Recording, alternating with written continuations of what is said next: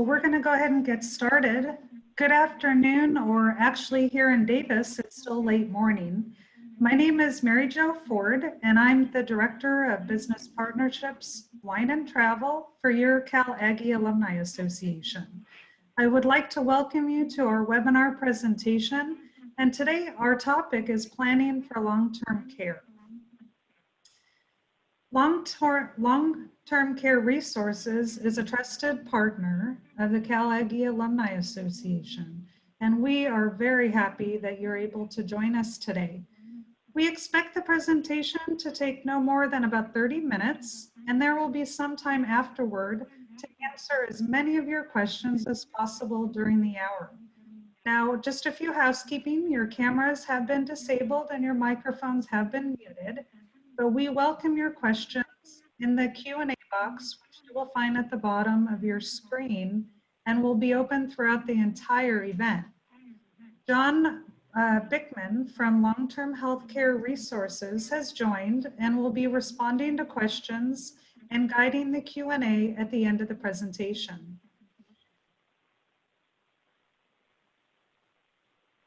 Our expert speaker is Dominique Latero, a funding specialist from Long-Term Care Resources.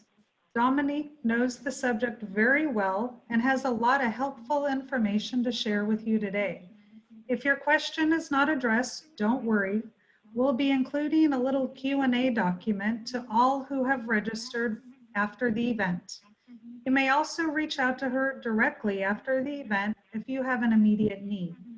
We will also record this online event, so for some reason you're unable to attend the entire session or would like to review this information later, it will be made available to you. Just keep an eye out in your email inbox in the next day or so. So once again, let me say welcome from the Cal Aggie Alumni Association, and I will turn the microphone over to Dominique. Take it away. Thanks everyone for tuning in. Today we're going to be talking about all aspects of long-term care, not just insurance, but what it is, when it can happen, and how it can happen. We'll certainly touch on the costs associated with long-term care services and where your health care and government programs fit in. We'll also be taking a look at plan designs and benefit options today as well. So let's get started with the first item. What is long-term care?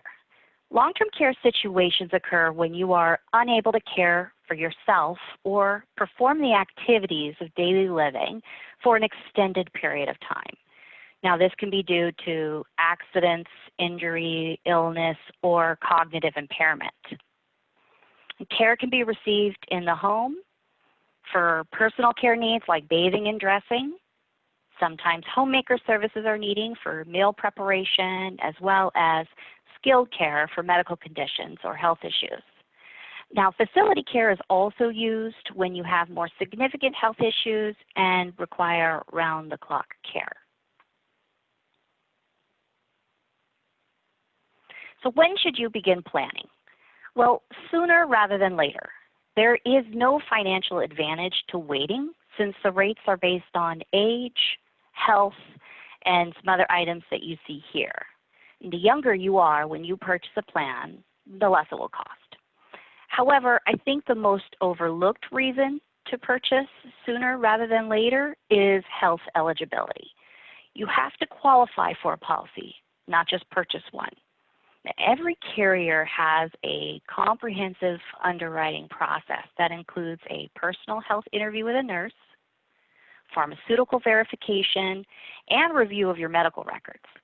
So the bottom line, the healthier you are when you apply for coverage, the more likely you are to get approved and possibly receive better rates.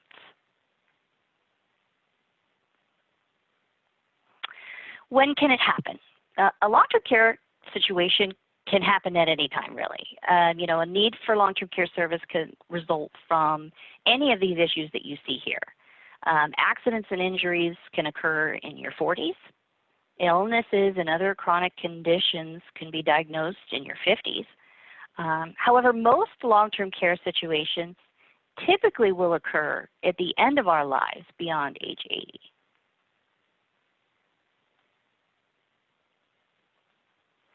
These next couple of slides are going to define a chronically ill individual and the activities of daily living.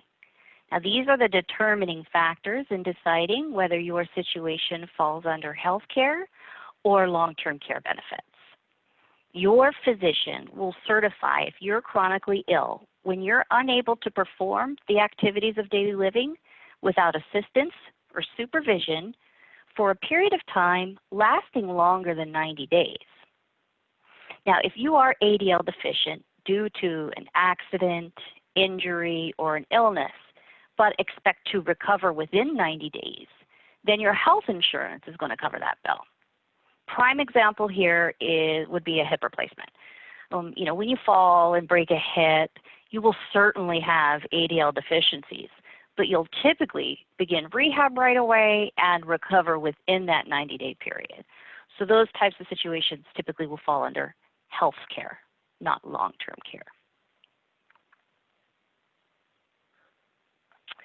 Now, here are the activities of daily living which measure an individual's ability to live independently. They include bathing, continence, dressing, eating, transferring, and toileting. So some of these items you may be able to do by yourself, but you might need assistance in doing that as well. So that's what constitutes an ADL impairment. Now, instrumental activities of daily living are a little different. These certainly relate to independent living, but they're not considered when determining a chronic illness or long-term care eligibility. These services are sometimes included in home care situations, but will also still require the ADL deficiencies as well to qualify for long-term care benefits.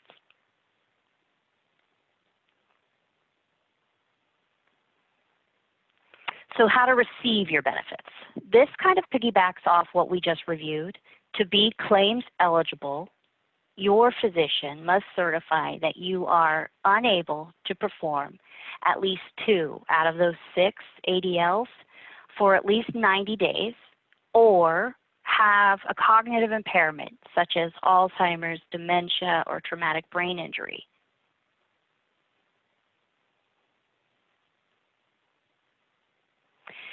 It really helps to know what the costs are for long-term care services in your area. Now, here are the national average costs for the 4 types of services. We've got home care, adult daycare, assisted living facilities, and skilled nursing homes. We can also take a look at the projected future costs based on growth in previous years. This will really help guide you in determining how much coverage to purchase or how far your savings and investments will take you in the event you have a long-term care situation.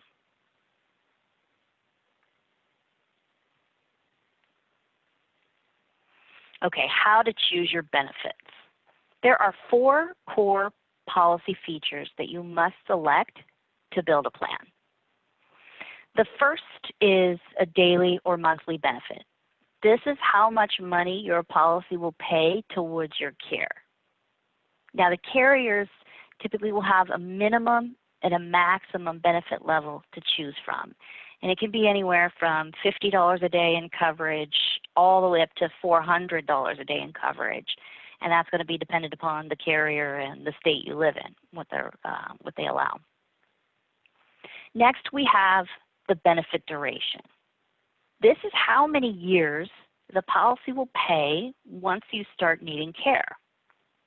Now, most carriers offer 2 years of coverage up to 6 years of coverage. But for those who are uncomfortable with the idea of running out of benefits, we do have some carrier options that do provide lifetime benefit payout. Now, the benefit duration will also determine the policy value, or what we call pool of money. This is really a simple math calculation. So, for example, if you've got $100 a day in benefits and you bought 1 year of coverage, that equals $36,500 in policy benefits. So think of this as your long-term care bank account. I have $36,500 in my account, and I have an ATM withdrawal max per day of $100. If I take that $100 out of my account every day, I'll run out of money in 1 year. However, if I only take $50 to pay for my care, then it would take me 2 years to drain down my account value. It's really all about the money in the policy, not the duration. That's just simply a multiplying factor, just to give you an idea of how quickly you could burn down your money. Now, the third component would be the elimination period, which is essentially the deductible. Most insurance plans require an out-of-pocket expense prior to receiving your benefits. This is the same, but in time rather than a specific dollar amount. And again, the carriers have several options to choose from. I mean, you could choose a 0-day out-of-pocket, or you can go 30, 60, 90, all the way up to 1 year of deductible before the policy kicks in. Now, the higher the deductible period, the lower the premium would be there. The last component we have when building a policy is what we call inflation protection. I like to keep this simple and think of it as interest growth on your long-term care bank account. Now, you want to purchase a plan when you are younger and in good health, but you most likely will not need to use the policy for many years, and the costs will probably be much higher then. So adding inflation protection will help your benefits keep up with the rising cost of care. Typically, the carriers offer anywhere from 3% compound interest growth and a 5% compound interest option. But we do have some carriers that have additional percentage options to choose from as well.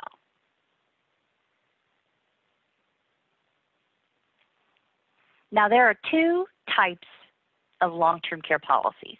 We have traditional and we have hybrid. The traditional plans are standalone long-term care coverage. You'll pay ongoing premiums until you file a claim for benefits. Now, if a death occurs and no long-term care services were needed, there's no residual value out of that policy. These typically will have lower monthly or annual premiums. They have discounts for joint policies and additional benefit options like return of premium or shared policies. Now, since the premiums are ongoing, they are subject to future rate increases. The hybrid plans are a combination of life insurance or annuities with long-term care benefits. So these offer guaranteed benefits for whichever occurs first, death or long-term care. Hybrids have flexible premium options that are guaranteed to never change. You can pay the premiums over 5 years' time, 10 years, 15. You can even buy the policy outright in one lump sum of money. You can also reposition assets by rolling over cash value in existing policies or investment accounts via 1035 exchange. A little bit more flexibility with that product. So when you're thinking about how you're going to cover the costs for long-term care services, there are 3 ways: government assistance, self-insuring, transferring the risk. Medicare is essentially health insurance and will only cover anywhere from 30, 60, or 90 days post an accident, injury, or illness. And that time frame is dependent upon what you selected when you signed up for your Medicare benefits. Some only offer 30 days, some go up to 90. Now, Medicaid also is a health care product. It will require you to spend down all of your assets and has income requirements to meet. VA benefits also have eligibility requirements such as your income, disability percentage, and service level requirements. When we get to self-insuring, this is just paying out of pocket and using all of your own savings and investments. You're not really insuring anything, you're just self-paying. Now, transferring the risk by purchasing a long-term care policy is going to be the most cost-effective way of protecting yourself. And this is primarily due to the day one leverage. You're exchanging a monthly or annual premium for a large pool of money day one. So if you paid your first premium and filed a claim, you'd get your entire policy.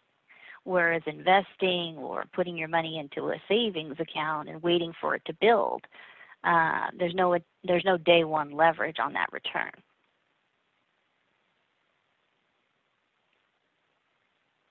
Now these next few slides are about the group benefits that we developed to help members and their families navigate through long-term care situations, which can be emotionally and financially draining. The LTC funding here is what we've primarily reviewed today.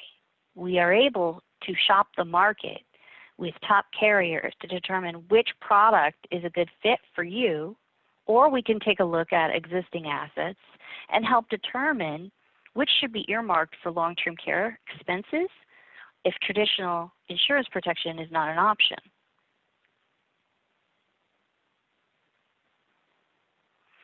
LTC Navigation is the concierge service that we provide, and quite frankly, one of the most valuable services. When it comes to understanding your benefits, we have a concierge team that will help get the claims process started, aid in finding quality care providers, look at their pricing, look at their rates, and just help you get that initial care implemented.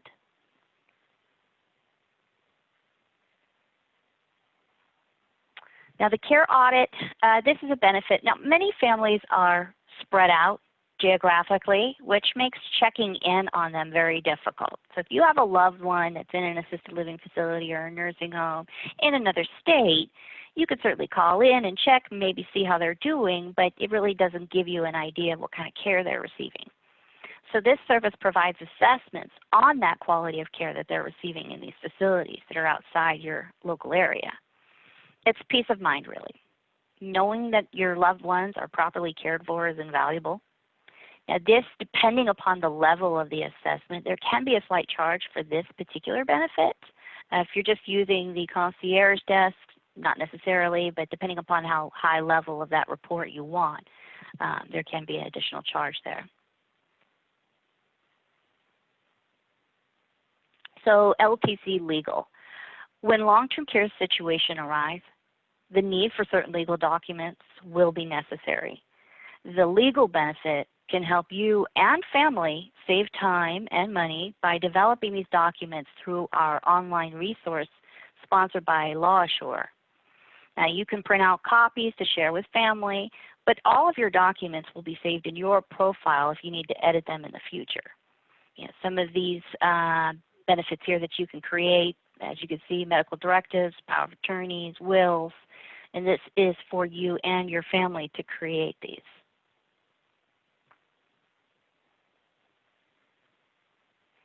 Well, that's pretty much it for me and my presentation. I want to thank you all for attending, and I hope you found this informative. If you have any questions pertaining your long-term care planning, please feel free to reach out to me, and I'd be happy to discuss a personalized plan. My contact information is here on the screen for you. I guess now we'll open it up for questions. John?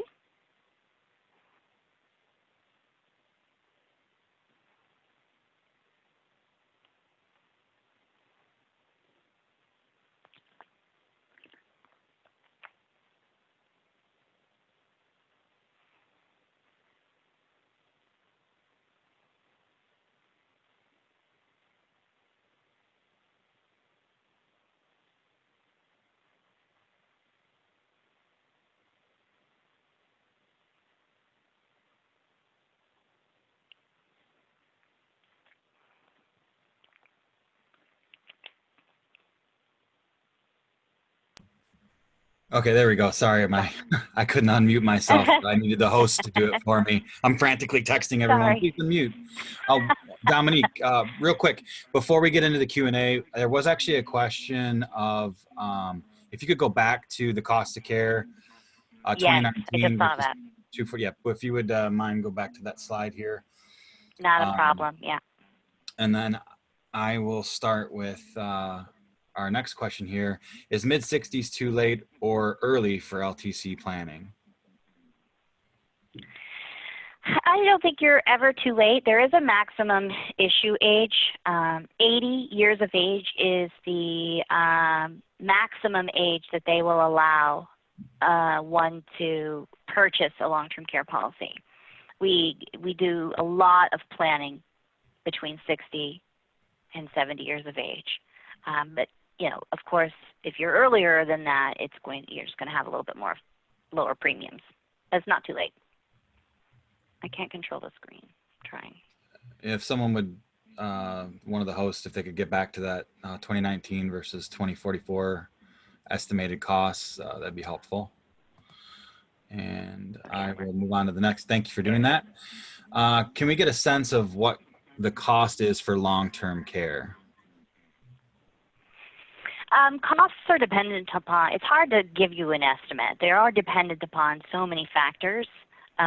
Age, gender, there's discounts if you're married, the state dictates that price, and of course the size of the policy. But if I were to throw a figure out, which I don't usually like to do, I guess can be anywhere between $100 and $200 a month, depending. I would say if you're around early to mid 60s, maybe that would be an estimate.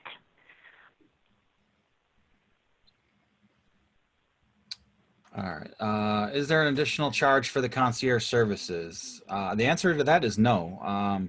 Access to the program is complimentary to members and to members' families. It's just an added benefit of being a part of the LTCR Plus program, and so that is the answer to that is no. There is no fee for that.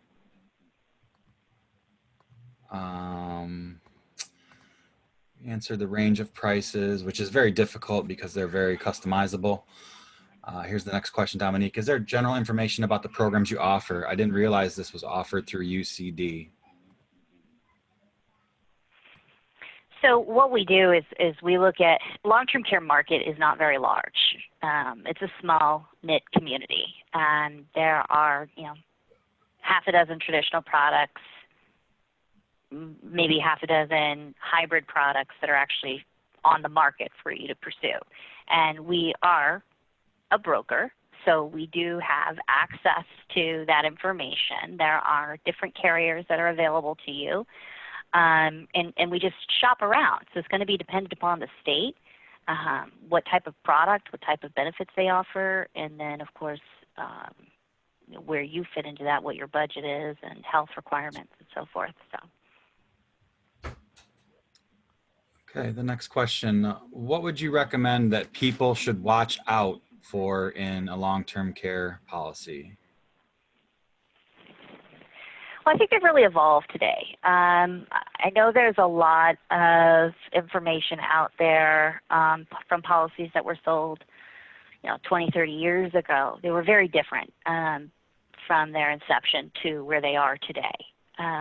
So I think that just knowing most policies sold today are comprehensive, so you get to choose your coverage, and that's going to pay for whatever service you need or your physician recommends. I would just make sure, most of the carriers that we deal with here, they're all A-rated, financially sound, they're strong in the industry, and none of them have reduced benefits. So I don't think there's anything to really look out for on a negative. It's just a matter of figuring out which one offers the most valuable benefit for you and what you're looking to do. It's a very personalized process because there's no one-size-fits-all in long-term care. We don't all have the same family history, longevity, health status, financial status. I feel like it's a bit more of an emotionally driven decision as well. Some people have never had a long-term care situation affect their family. They have no idea what that can look like, and some have. And so they're driven a little bit differently as to what they're looking to protect for. I've got another question here. Am I understanding that you can pay for the LTC benefit in a lump sum or pay early and then always have the benefit, unlike health or life insurance? Correct. Yes. So there are products that you can buy outright, never have to worry about future premiums. You can maybe design your premium schedule and say, I want to pay this off by the time I retire. I want to pay it off in 10 years' time, be done. The value of the benefit value will always be available. If you pay it off at age 55 and you don't go on claim until 90, it's still always there for you. It's already a purchased guaranteed benefit. I've got the next question here. I've read insurance carriers are getting out of this market because they are losing money. Is that true? Well, again, the only carriers that we look at have been in the market consistently. So they've got a lot of longevity in the long-term care market, and they're dedicated, and they're not leaving the long-term care market. But sure, I mean, a lot of carriers stopped selling long-term care. MetLife, Prudential, John Hancock, you know, a lot of big-name companies that just decided they don't want to sell long-term care benefits anymore. But they're still in business, and they're still monitoring and still paying claims and supporting the sales of those LTC policies. And just to piggyback on that, that's has a lot to do with the historically low interest rate market we've been in for quite some time. It was more of a matter of return on equity and trying to keep up with the benefit increases that they're promising you with your inflation options. So it's not that they don't want to be in the space. It's just that they pulled out because of the return on equity, and because they're required to keep, you know, I don't X multiples of whatever potential claims they have in reserve to be able to pay claims, which is why they're still able to pay claims even though they're not actually in active sales for LTC. So I would expect that should interest rates turn in the future, that some of those carriers that had exited would most likely come back into the space. Mm-hmm. So the next question, do I need to be a Cal Aggie alumni active member to take out a group policy? This is a group benefit, but I'll take this one. This is a group benefit, but these policies are in fact individual. We assist with the application process and getting one custom built to your needs, and it's a direct contract between you and the carrier you choose. It's not like an employer group plan where there's one plan and then hundreds of people sign up underneath it and just get an individual certification. This is an actual individual policy between you and the carrier that you decide to go with. Correct. Hey, John, this is Mary Jo. Yes. Just for all the Aggies out there, yeah, you get to take advantage of this, whether you're a CAAA alumni member, just by being an Aggie, you get to take advantage of these great benefits. Yes, thanks. Thank you for adding that. I have had quite a few folks ask if the presentation slides will be made available later for some folks that wanted to review them more in detail and others that were a little late to join. Yes, we can make those available, and the webinar recording will be sent, a URL will be sent out to your email in the next day or so, and we'll make sure that the slides accompany that. Next question, how does a joint policy work? One bucket you split between the two of you? Yes and no. So we do have a true joint hybrid plan. It's one policy. You both get access to the same. You will draw down that pool of money if you both tap into it at the same time. Or we have shared policies, which means you have your own individual plans, but you can link them together so that if one spouse passes away and never touches their policy, the other one will inherit it so that they can have it. So different options there for whichever fits your needs best.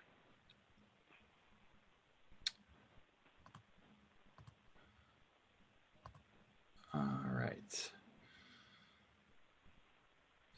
Next question. What LTC carriers would you recommend getting quotes from? I look at all of them, to be honest, because again, I don't feel like there's a one size fits all. There are carriers that when I talk to you about what you're looking to do, what your budget is, maybe what your health history is, that I will focus on first, just based on experience with how they respond to that situation. So it just depends. There's really no preferred carrier in my book. I think there's typically a fit for everyone. When we do find it, it's just a matter of whittling through. So I don't focus just on one. I look at them all. Do these LTC care costs shown on the slide include room and board? So yes. So what these costs reflect, especially for a facility, this is a room and board cost. This is an average figure based on CareScout, who is a company that's been serving costs in metro areas for the last 15 years. So they go to all the assisted living facilities, private rooms in the area for their average room and board cost. So that's what's reflected here. What sorts of health/life issues might prevent someone from qualifying? That's a tough one to answer. Because there are so many, it's not just on, now there are some health conditions that would be an automatically uninsurable condition due to the progressive nature of the condition itself. So for example, conditions like Parkinson's, MS,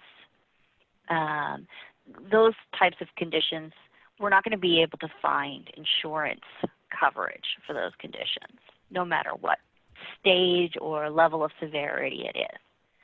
But most health conditions, they look at how mild, moderate, or severe it is, how stable you are on your treatment course, and what the prognosis is there with your physician's management.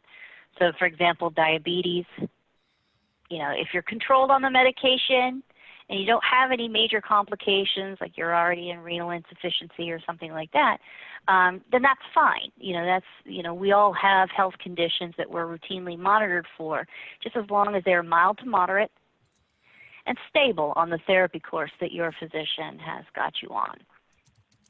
But for specific inquiries on health issues, it would be something I would have to discuss and look through the underwriting guides and check with the underwriting teams at each carrier. They all have different thresholds. Sometimes one carrier will say, we don't want to take insulin-dependent diabetics, but we'll take oral medication diabetics. Well, we do have some companies that will take insulin-dependent diabetics. So it's always a personal review that I like to do with the underwriting teams at each carrier to find out exactly where you fit in qualifying. If one of the moderators could go to the last slide, so Dominique's contact information will be up on the screen. We've had some requests for that along the way. And we'll get back into the questions here, Dominique.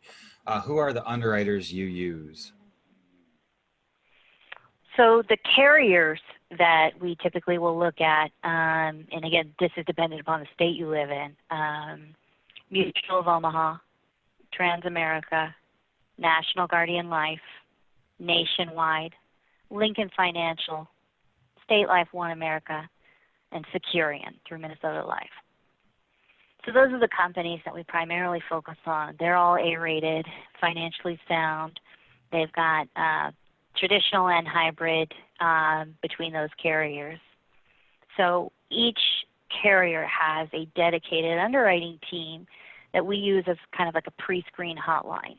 So anytime we have a client who's looking for coverage but they're unsure of whether or not they qualify, before you submit an application and go through underwriting, they'll allow us to call them or email them and say, here's the health history of my client. We don't use names. We don't use anything personal like that. We just say, here's the situation we're looking at. How would this fit within your product? And they'll respond. You could submit an application, this is acceptable. We'll do underwriting review and make a final determination.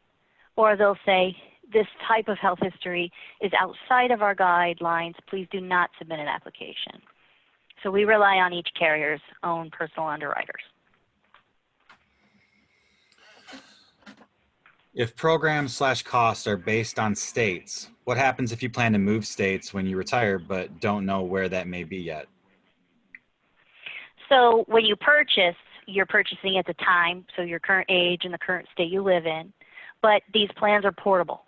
So no matter where you end up, your benefits will pay out because they're not determined by state when they pay out. They're not determined by, care provider. So they're completely portable. And then a piggyback to that, do any of the policies cover us if living outside the United States? So some plans have what we call international benefits. These products aren't really designed to pay outside the U.S. because other countries have different healthcare systems. So this is primarily, you're going to get the full value of your benefits in the U.S., but if something does occur or you retire outside the U.S., there are, depending upon the carrier, they will allow you to use some of your benefits. Sometimes they say only in a facility, or sometimes they'll say only in a home care setting. We'll give you 100% of your benefits, but only for half of the duration that they bought. Now, if that's the case and you're outside the U.S. and a long-term care situation is triggered, you can certainly access that first international component of your benefits. But if you want the rest of your policy, they'll ask that you move back to the United States, and that the rest of that policy will still be available to you once you do. Where can we read more on the various hybrid models? I could send some information on that. If you want to email me, I can send you some literature on the hybrid plans that we use. Next question. If we have had the same policy for many years, 15 plus, let's say, and are in our early 60s now, is there a benefit in reviewing and comparing policies to learn if there's something better and near equal cost?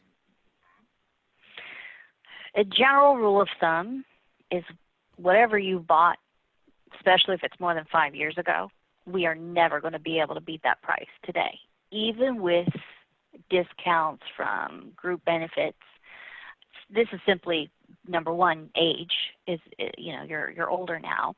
Number two, plans were sold, especially 15 years ago, with a bit more robust benefit options, and quite frankly, the pricing was a bit lower back in those days. They weren't gender-based pricing back then, so you'll find that females today are significantly more expensive to insure in long-term care than they were 10 years ago because they just had unisex pricing. It was just based on age.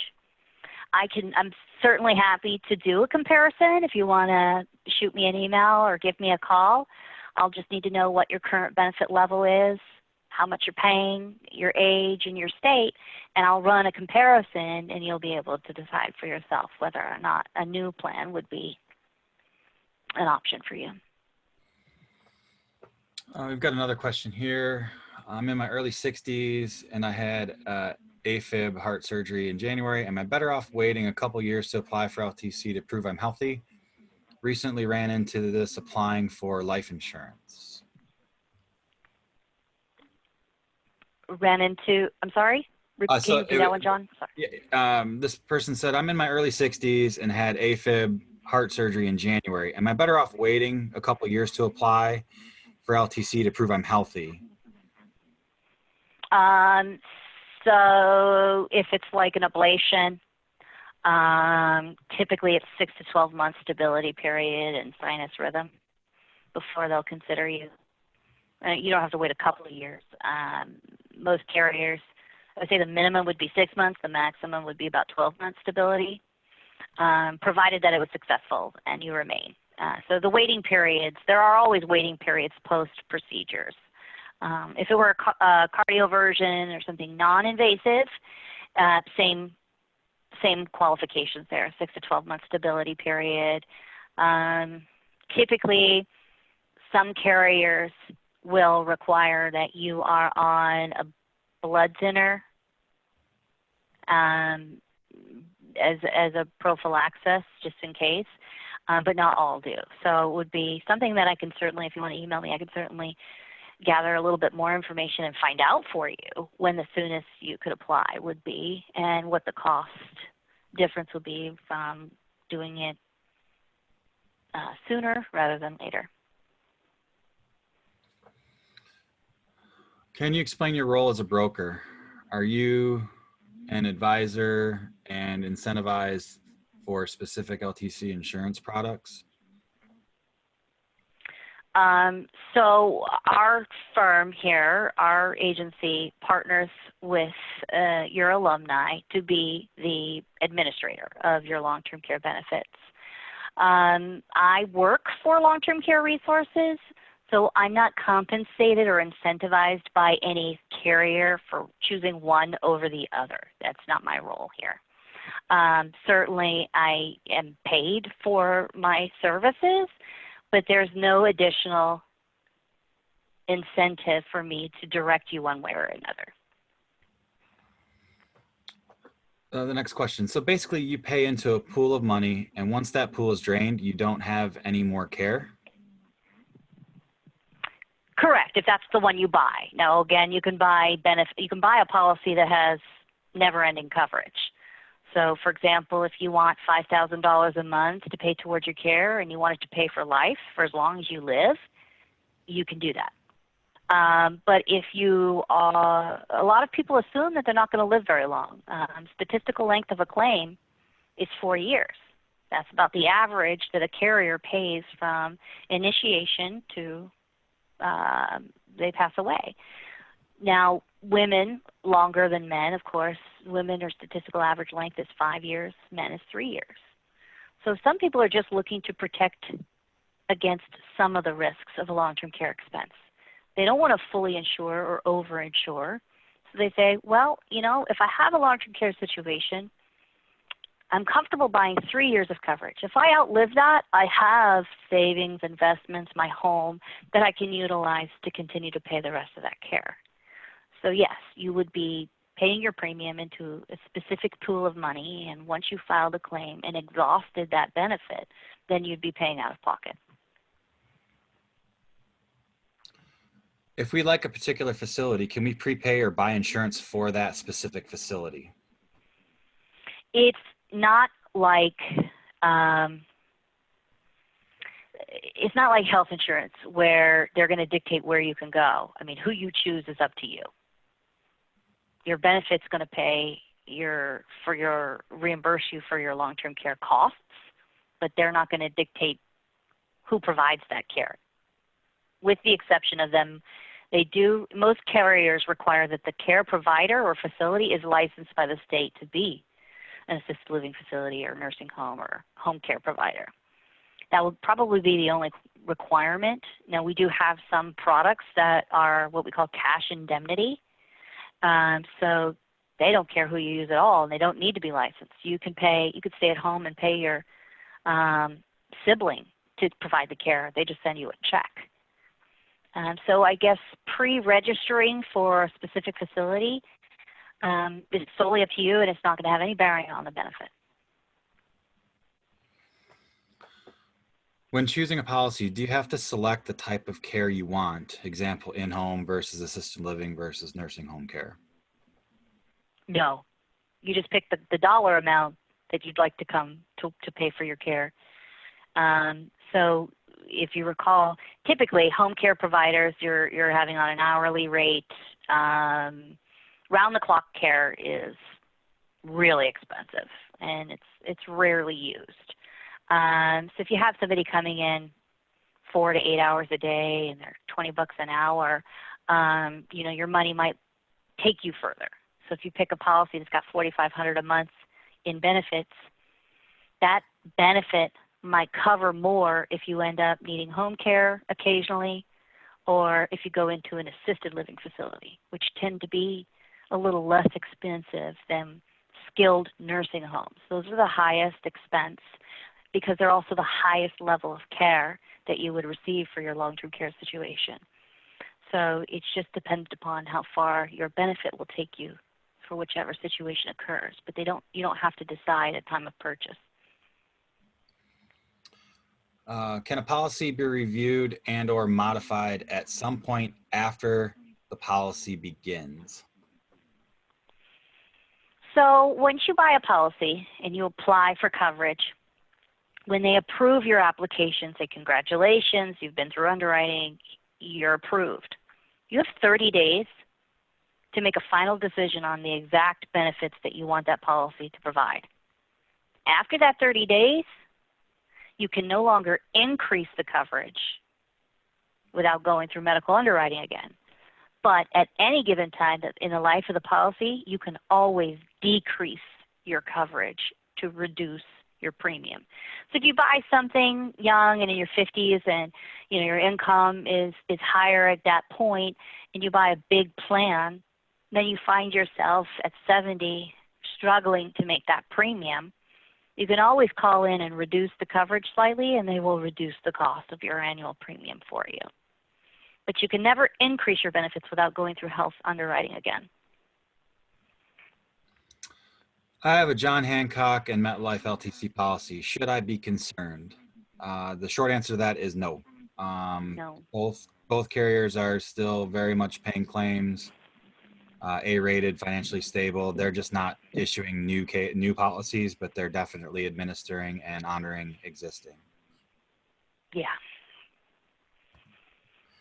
Has COVID-19 put the LTC industry at risk?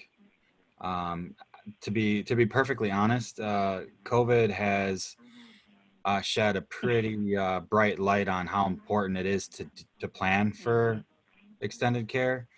With nursing homes being overrun with cases and deaths, we're actually, fielding many more calls than normal because of that, where folks realize that putting this type of insurance in place, one, allows them to stay home as long as possible, and two, allows them to dictate what facility, in the event they do have to go to a facility, that they go to. We were reviewing some studies, and there's a direct correlation to the percentage of cases within a facility being higher at Medicaid facilities versus facilities that are pure private pay.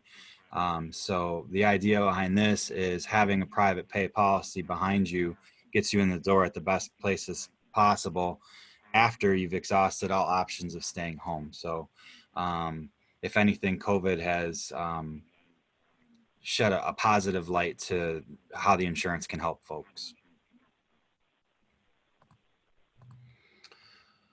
What happens if a LTC company goes out of business? Do you lose everything you have invested, or are there federal laws to protect what has been invested? Policies are guaranteed.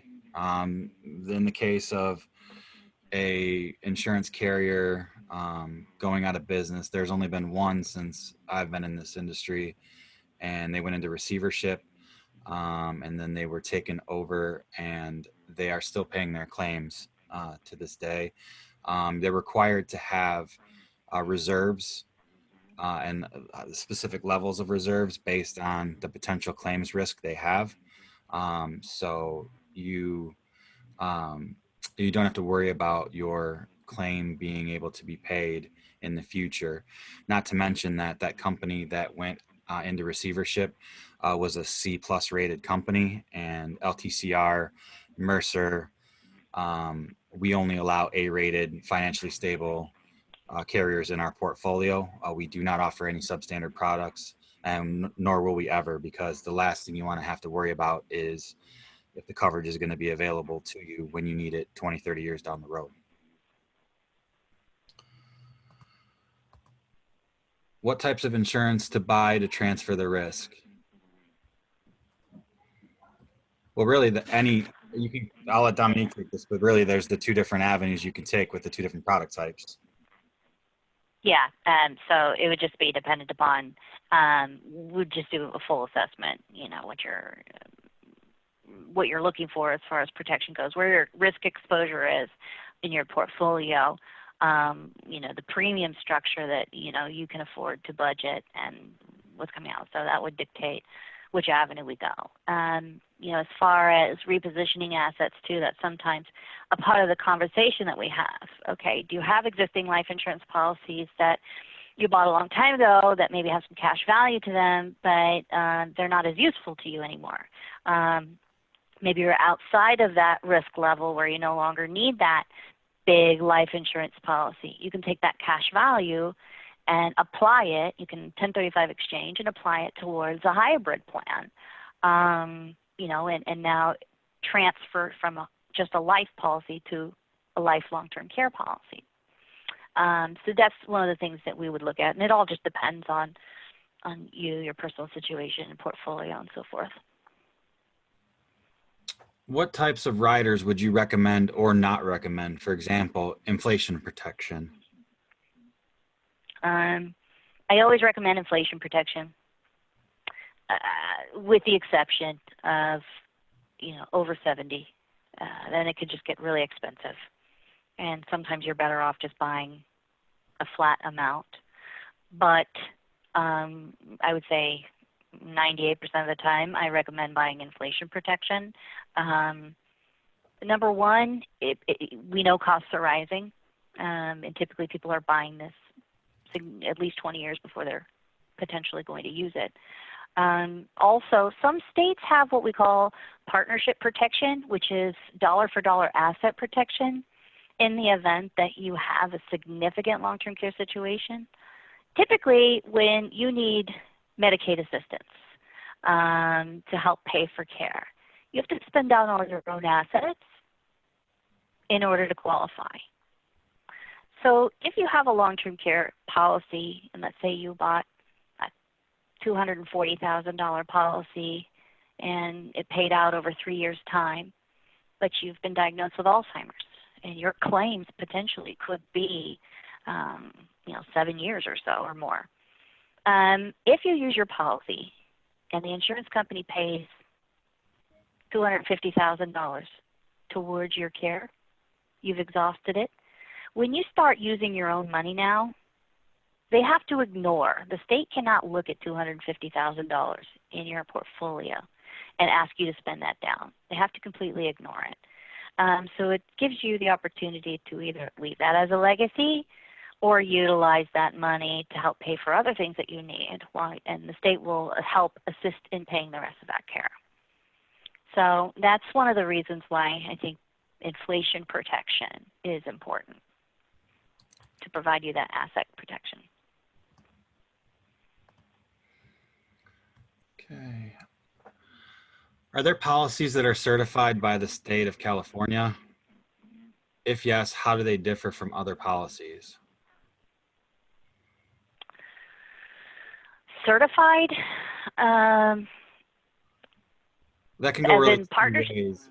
That can really go Yeah. two ways. If you want to just, obviously you just discuss partnership, but the policies themselves all have to be submitted to each state's insurance board for review, and then post approval, then they're available in that state. There are states like California and New York that may be on different products for like a specific carrier, because they're not on the current iteration yet, because it's still in the approval process. But typically, most states fall under the Interstate Compact Agreement, where the policies are pretty standardized across those like 28 or 30 states. But the policies themselves are reviewed by the state before they can be put into market. Then we have another question here. Do any of the carriers cover care outside the U.S.? We touched on that earlier. There's an international component to it, but policies are meant to pay the full suite of benefits in the continental United States. There was another question about U.S. territories like Puerto Rico. correct me if I'm wrong, Dominique, but Puerto Rico is considered on the international piece of the policy, correct? Because it's a territory? Yes.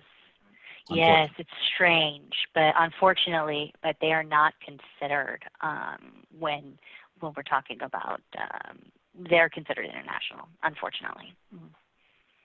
One of the questions here, are you the campus person to meet with for more information? Dominique works for LTCR. She's not on campus, but her contact information is on the screen.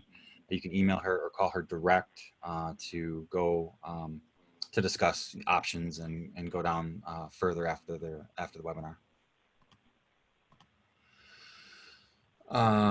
Let's see. Oh, and here's another question about how we get access to this program. Yes, just contact Dominique, and she can get you additional information and also access to the ancillary benefits should you need those as well. Is Alzheimer's covered?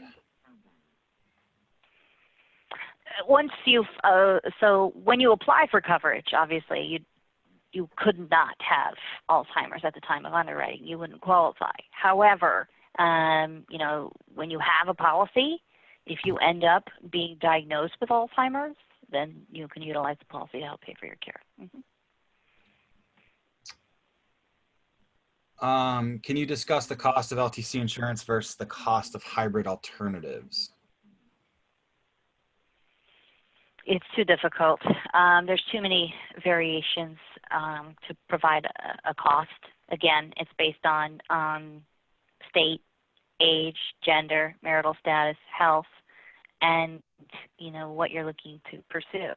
There's a vast difference between someone buying 3 years of coverage and somebody buying unlimited coverage. So there's no ballpark figure. Essentially, there is a break-even point. There's one little sweet spot when you're dealing with a hybrid versus traditional, and because of how they're paid, really makes them very different. Traditional plans that are just standalone long-term care, you're going to pay an ongoing premium. So you're going to pay that monthly or annual, however you want, for a continuous period of time. So if you're 55 when you buy it, you don't go on claim till you're 85, you're paying 30 years of premiums. But that premium could be $150 a month or, you know, something like that. You're going to continue to pay that for 30 years. A hybrid, they require that you pay them off in a certain period of time. So you're going to pay a significantly higher premium. Instead of you paying $150 a month for 30 years, you may end up paying $350 a month, but for 10 years. So there is a sweet spot in the age bracket where it's almost the same amount of money, just spread out or paid differently, if that makes sense. It'd be something that I'd have to look at. I'm more than happy to, you know, if you email me, again, I just need age, gender, marital status, and the state you live in. I can run comparisons from a hybrid to a traditional, keeping the benefits, you know, the long-term care component, apples to each other, and that will show you, you know, which way, and I typically do that for everyone. Most people like the hybrids because they have that guaranteed payment, they have that guaranteed benefit one way or another. They've got that, you know, if I want to back out, I've got cash surrender value. If I die and I never have long-term care, somebody's getting my premiums back in the form of a death benefit. So they're always extremely appealing to people. But it's just a matter of can you afford it at the level of long-term care benefits that you're looking for? Because they are going to be more expensive than a traditional standalone plan because they have a guaranteed payout one way or another. That insurance company is paying something to you or a beneficiary. So it's going to be more expensive. Here's a good question. Suppose I take out a policy and start paying monthly premiums. Sometime in the future, I need care. When I start receiving my benefits, am I still responsible to continue paying premiums? With traditional plans, no. The only time that can get caught is if you bought a 10-year premium schedule with a hybrid and you filed a claim in year 8, you'd still have to pay the final 2 premiums to get the full value of your policy. All right, one more here. What about genetic mutation? but someone has had preventative surgery to reduce the risks of getting certain cancers.